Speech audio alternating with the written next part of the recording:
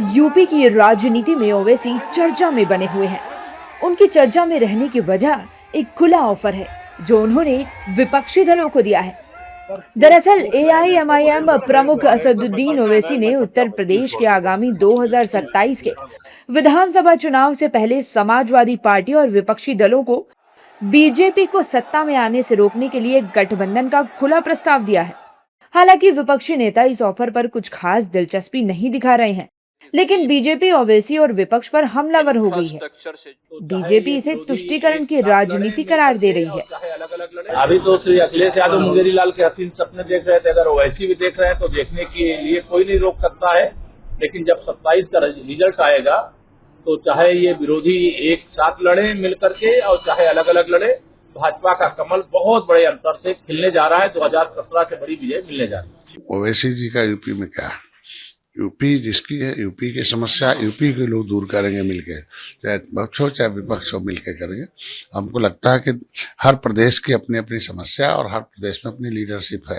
राष्ट्रीय समस्या राष्ट्रीय स्तर पर और प्रदेश की समस्या, अगर प्रदेश में चुनाव में दूसरे प्रदेश का आदमी आता तो माना जाता है उस समाज में जो है नेता नपुंसक हैं, तभी दूसरे प्रदेश का नेता आ रहा। नहीं तो अपने प्रदेश के नेता पर विश्वास करें और लड़ाई लड़ें मिलकर, और दूसरे प्रदेश के नेताओं को एंट्री कम दें। हमको लगता है कि यह सभी वर्गों की तरफ अपील है। देखिए, पूरा विपक्ष एकजुट होकर के चुनाव लड़ ले। 2019 के लोकसभा चुनाव में सपा, बसपा और कांग्रेस का एक बड़ा गठबंधन बन चुका है। उसके बावजूद भाजपा ने इनको चुनाव हराया था। हम गठबंधन की किसी भी तरह के समीकरण से हम डरने वाले नहीं है। भारतीय जनता पार्टी अपने तीसरे कार्यकाल को लेकर के पूरी तरह आशान्वित है।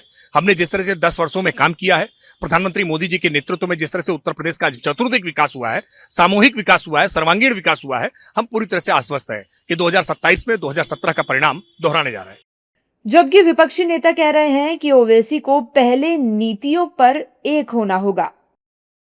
ये एमआईएम और उनके चीफ का बयान है, लेकिन सवाल ये है कि India block, Samajwadi party, Congress की जो नीतियां हैं उन पे आपको एक होना होगा।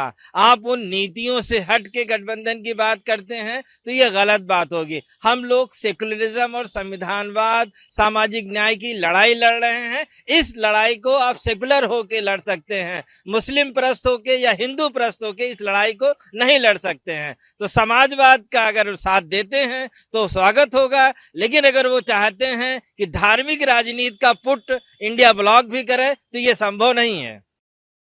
मुस्लिम परस्त होकर ओवैसी आएंगे तो स्वागत नहीं होगा।